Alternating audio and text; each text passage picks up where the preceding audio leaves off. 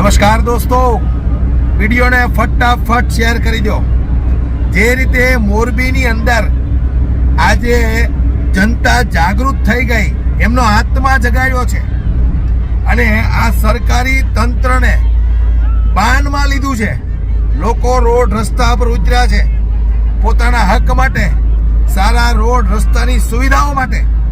આ ચોર અધિકારીઓ એર કન્ડિશન ઓફિસમાં બેઠી બેઠીને આ જનતાને જે લૂંટી રહ્યા છે, પણ હવે એવું નહીં ચાલે। અચાનક જ આ મોરબીની જનતાની અંદર વિસાવદરની જનતાની હાથમાં ઘૂસી ગયું એવું લાગે છે। તમે એક વખત દોસ્તો આ વિડીયો પૂરો જુઓ તમે, પણ મારે એટલું સાથે સાથે ચોક્કસ કહેવું છે કે આજે મોરબી જાગ્યું છે, સુરત ક્યારે જાગશે, અમદાવાદ ક્યારે જાગશે, વડોદરા ક્યારે જાગશે, રાજકોટ ક્યારે જાગશે। તમામ લોકો જાગો।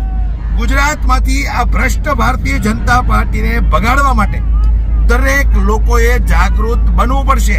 જે રીતે આ મોરબીની જનતા જાગૃત થઈ છે, જુઓ તમે એક વખત।